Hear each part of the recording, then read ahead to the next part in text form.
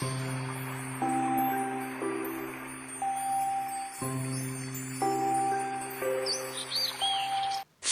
International propagation for the globalization of the Dharma. The spread of humanistic Buddhism does not only take place in this world. Indeed, the Dharma spreads across the boundless Dharma realms and the 3,000 great Chilya chasms. As told in the Amitabha Sutra, each morning, all beings in his land each wraps a rich variety of lush flowers in their garments and offers them to the billions of Buddhas in lands of all directions.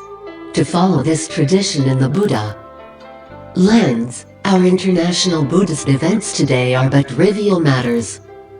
During the Republic of China era, international Buddhist conferences, delegations, and interfaith dialogues already existed. For example, in 1924, the World Buddhist Federation initiated by Master Tikshu took place in Hsing, Jiangxi. In the following year, Master Tikshu led a delegation from the Buddhist Association of China to Japan for the East Asia Buddhist Conference. This was the first official meeting between contemporary Chinese and Japanese Buddhists.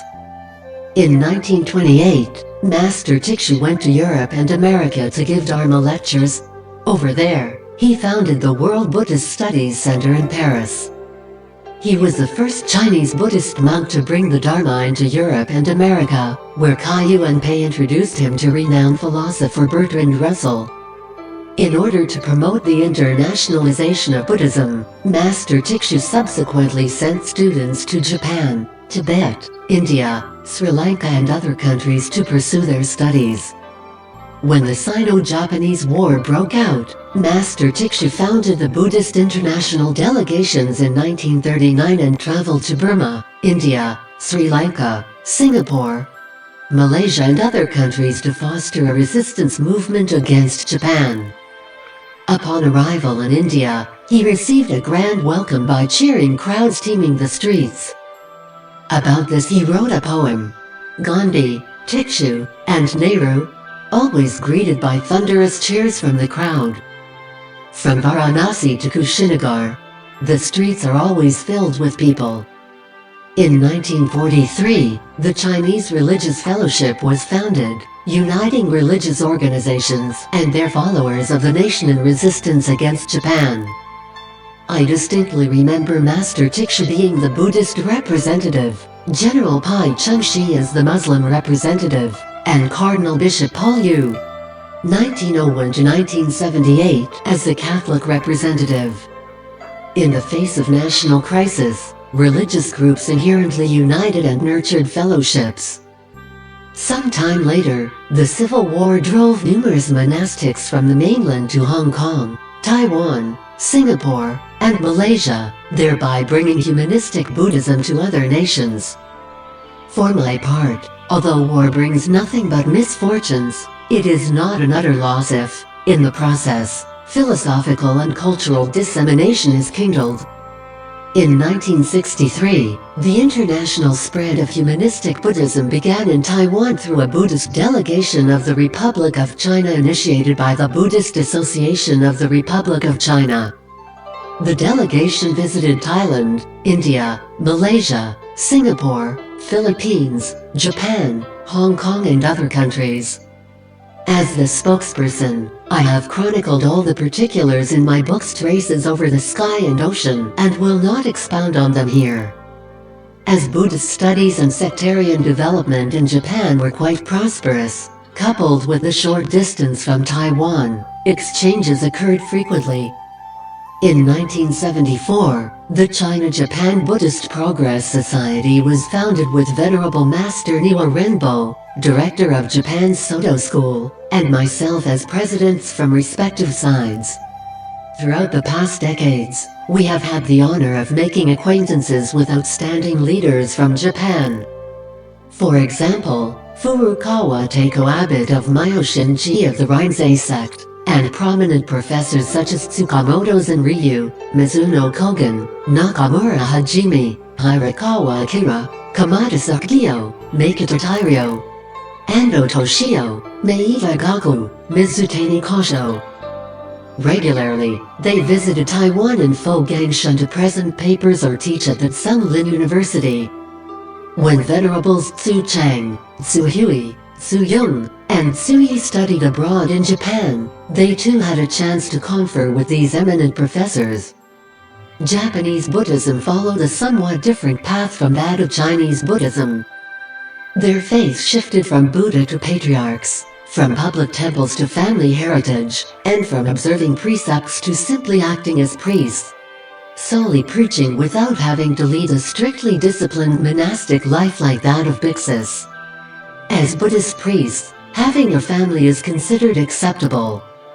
In terms of Korean Buddhism, after I initiated the China-Korea Buddhist Progress Society in 1974, Propagation has remained in close contact with the Joji Order's three Triple Gem Temples Tongdosa Temple, Heinsa Temple, and Songguangsa Temple, alongside renowned schools such as Dongguk University and Chunggang University. Annually, Propagation welcomes, on average, a dozen groups from Korea. Korea enjoys a long history of Buddhism, yet it is a pity to see that nearly all renowned monasteries are found in the remote and isolated mountain forests. In contrast, the Christian churches built at the crossroads have thrived tremendously. In fact, if we wish for the pervasiveness of Buddhism in this world, then we must first consider the locations of the temples to provide better access for the public. 1. Passions for the Dharma that led to worldwide dissemination. In 1978, Venerables Tzu Chang and Hsing settled in a small church within Los Angeles in the United States with the mission of constructing Shilei Temple. One day, Venerable Thenan from the University of California visited with a group of 18 Theravadan bhiksus, cramming the spaces of the temple. As a way to welcome my fellow Dharma propagators in a strange land, I cooked a vegetarian feast for them. With regards to scholarly exchanges, then Harvard Ph.D. student Pruden also dwelt at Propagation for a year as a fellow. With Shilei Temple in America as starting point, Humanistic Buddhism thus began to spread to the West and to the rest of the 5 continents. Considerable gratitude goes to the Chinese immigrants and local governments in various parts of the world. For example, our endeavor in Brazil was made possible with Chiang Shankai's generous donation of his own house, which subsequently was rebuilt as Shilei Temple. In the Netherlands, Luo Fu Wen petitioned for the government to donate a piece of land for the construction of the Hu Temple. In Switzerland, Hsing Wei convened 4,000 Buddhists and helped establish the local Blia chapter. In Australia, the construction of Nantian Temple was made possible with the support of the CEO of BHP and Wollongong Mayor Frank Arkle. In Malaysia, Dongzan Temple is visited by an average of 1 million people each new year, which would have been impossible without the blessings of Venerables Zhu Mo, Jin Ming, and Gang Yu, as well as Tan Sri Dr. Ko Tsu Kun, then Chief Minister of Penang, and also Mr. Ku Po Kong. With their enthusiasm and passion for the Dharma, the global spread of humanistic Buddhism thus found its root. The key to international propagation lies in the nurturing of multilingual talents. Throughout the past decades, there are Venerable Tzu Hui, who is fluent in both Japanese and Taiwanese, as well as Venerable Miao Gang, who speaks English and has continued the works of international academic exchanges under the FGS Institute of Humanistic Buddhism. In Japan, there are Venerables Nanjun and Tzu Yi, who have supervised the construction of a Zuiji Temple in Gunma. In Hong Kong, Venerables Man Lian and Yang Fu continue to organize the annual large-scale Dharma events in Hong Kong Coliseum and Victoria Park. In Brazil, Venerables Chu Ting, Mao Yuan, and Chu Xuan are providing education to impoverished children. In the Philippines, Venerables Yang Gang and Mao Jing are leading the cast of Siddhartha, the musical, on a world tour around America, Malaysia, Singapore, Hong Kong, and mainland China. In Europe, there is Venerable Man Chen, and also Venerables Ruhe and Chu Xin in Spain, Chu Rong and Mao Dao in France. In Chile, there is Miao. In America, Venerables Huey Dong, Ru Yang, and Chu Chuan are engaging in interfaith dialogues locally and at the United Nations. In Berlin, Venerable Miao is now leading German nationals in the daily maintenance works of the temple, such as morning and evening chanting, table services, cooking, and shrine attendance works. Similarly, in Changjiang Temple, Brisbane, the daily routine is managed by a group of national Australians. After a few decades, localization of humanistic Buddhism is gradually happening. 2. Acculturating to local customs, and development of unique characteristics around the world. What does localization mean? Localization is about contribution and fellowship. Localization means to follow each culture, each place, and each custom to develop a unique feature in different ways. Localization does not imply the removal of any elements but the giving. It is hoped that through Buddhism, the people in each local area are given a more enriching spiritual life. This is exactly how Humanistic Buddhism holds true to Buddha's original intent to be accepted by people. The spread of Humanistic Buddhism around the world not only faces differences in policy and culture, interfaith dialogue with the Christian, Catholic and Muslim communities are also very important. For this reason, I have always encouraged the local Catholics and Christians to follow two faiths. This is akin to showing interest in both literature and philosophy in school. Abiding by the principle of respect and tolerance, in my travels around the globe, I have been received by world leaders such as Indian Prime Minister Jawaharlal Nehru, His Majesty King Bhumibol Adulyadej of Thailand, President Diosdado Pangamagapgal of the Philippines, Vice President Al Gore of the United States, Malaysia Prime Minister Mahathir Mohamad, Singapore Prime Ministers Lee Kuan Yew and Sun Lee Hsien Loong, Australian Prime Minister Tony Abbott, and various leaders from Indochina countries. I have also met with religious leaders such as Pope John Paul II, Pope Benedict XVI, and Cardinal Paul Shen Kuo Shiasj from Taiwan. One thing worth mentioning is the World Fellowship of Buddhists, which was co-founded by Master Chikshu, Dr. Gunapala Senamilala Sekara from Sri Lanka and others in Colombo in 1950. In 1988, I had the pleasure of creating the cause for the WFB to step outside of Asia for the first time to hold the WFB 16th General Conference at Shilei Temple in the United States. It was the first time in over decades for Buddhists from both sides of the Taiwan Strait to sit in the same conference in a Western country. This is said to bear similar significance with the 2015 meeting between Chinese President Xi Jinping and Taiwan President Ma Ying-jeou in Singapore. Other WFB General Conferences were subsequently organized at Nanchang Temple in Australia and Fogangshan in Taiwan. The WFB event in 1988 became a cause to an invitation extended by Zhao Puchu, President of the Buddhist Association of China, to the International Buddhist Progress Society to organize a 500-member International Buddhist Dharma Propagation China tour group from America to visit Buddhist temples in various Chinese provinces.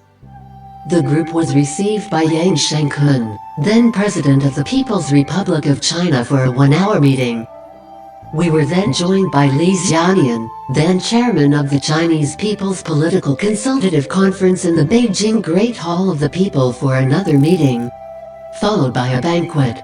It was unprecedented for monastics to be received inside the most supreme hall of the Communist Party, and also the highest form of reception to be given since the reform and opening of the party. In 2002, the Buddha's finger relic was escorted to Taiwan, which was yet another significant event.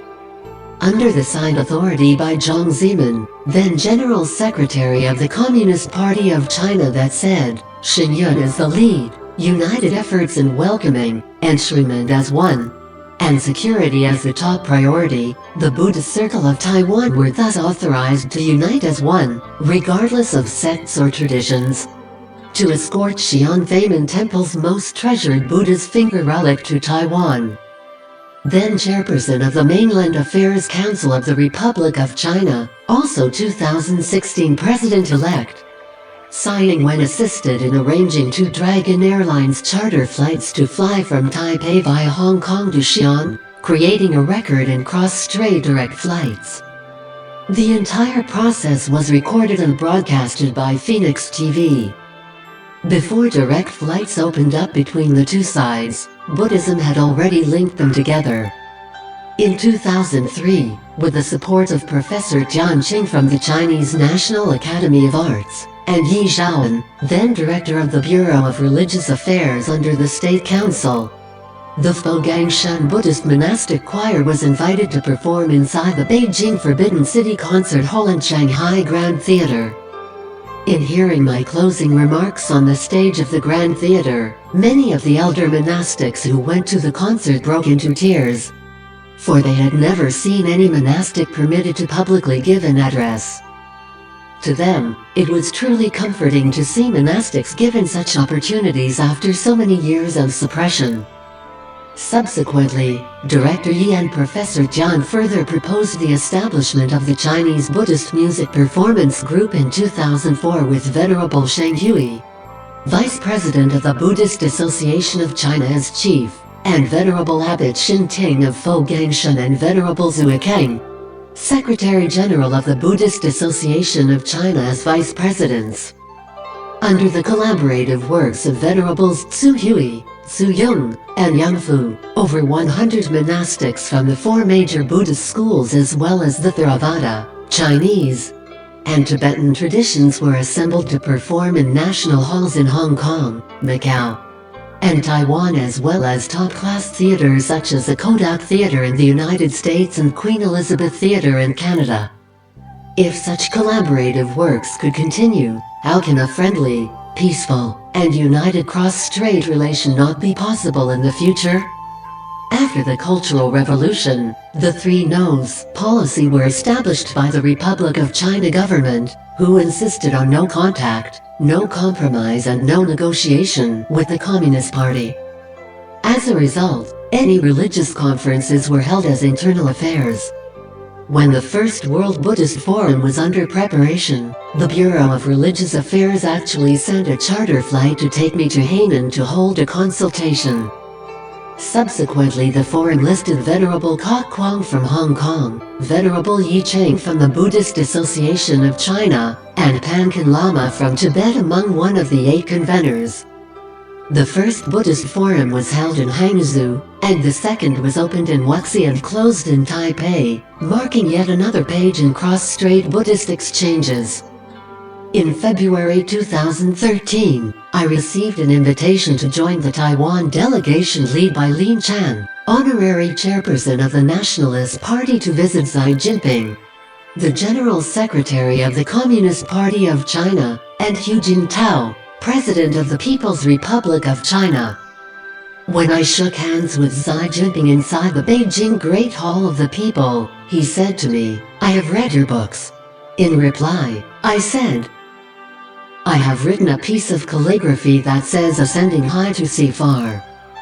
The truth is, from as early as 2006, when I was in Zhejiang to attend the first Buddhist forum, I already had the opportunity to meet with Mr. Xi when he served as the governor of Zhejiang. When he initiated the construction of the Maitreya Big Buddha at Zudu Temple, I wrote a piece of calligraphy that said, "Humanistic Maitreya," which is now found engraved on the seat of the Maitreya Big Buddha. Some time later, I had another opportunity to meet with him again in Beijing. In 2015 also, when I attended the Boa Forum in Hainan, Mr. Xi was present at the group photo with our delegation. He has reminded me of his father, Mr. Xi Zhongxun, who was a pious Buddhist who helped preserve Master Huineng's body relic when he served as secretary of Guangdong Provincial Party. I am truly grateful to them for their protection and support for Buddhism. After that meeting with Mr. Xi, I was then received by Yu Zhengsheng, chairman of the Chinese People's Political Consultative Conference. During the meeting, I proposed permission from the Party for the World Fellowship of Buddhists and the Buddhist Light International Association to hold their meetings in mainland China so as to enhance fellowship and social harmony. With much gratitude, he saw to it and enabled the WFB to hold their General Conference in Xi'an in October 2014. In the following October, BLIA also held its Board of Directors meeting at the FGS Ancestral Temple Hsing Daoju Temple. This extraordinary event would not have been possible without the assistance of Yu Zhengsheng, Wang Zhuan, Director of the State Administration for Religious Affairs, Wang Zhongsu, Secretary of Hsing City, as well as Hsing City Mayor. As I look back to the incidents of international exchanges, the list goes on and on. For example, the World Tantric and Sutric Buddhist Conference, International Buddhist Academic Conference, World Fellowship of Buddhist Youth Academic Conference, Catholic and Buddhist International Dialogue and Conference, and various other intertradition, interfaith, and academic events. This gave me the opportunity to make acquaintances with eminent leaders such as Venerable Bhikkhu Hasena, Bhante Panilawananda, and Venerable Kesri Dhammananda. In addition, Propagation has also become brother temples with Wat Phra Dhammakaya in Thailand. For the past 20 years, the International Buddhist Monastic Seminar has been held annually.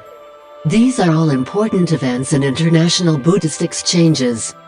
Other than the above, Professor David Chappell from University of Hawaii, Professor John McRae from Cornell University, Professor Stanley Weinstein from Yale, Professor Louis R. Lancaster from University of California, Berkeley, and also professor from the mainland such as Fang Lishan, Liu Yuli, Yang Zhenwen, and Leong Hai are good friends of Humanistic Buddhism.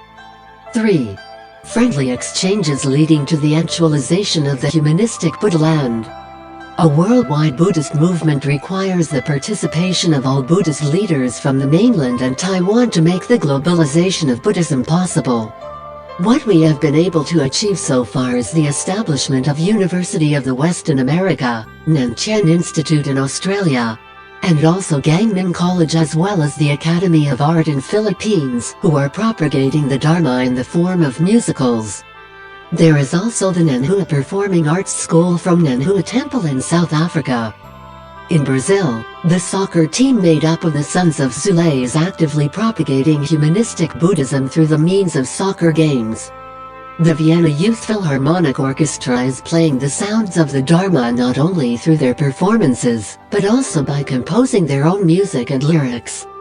In India, Venerable Hsing continues with the education program for some 100 novices in the hopes of revitalizing Buddhism there.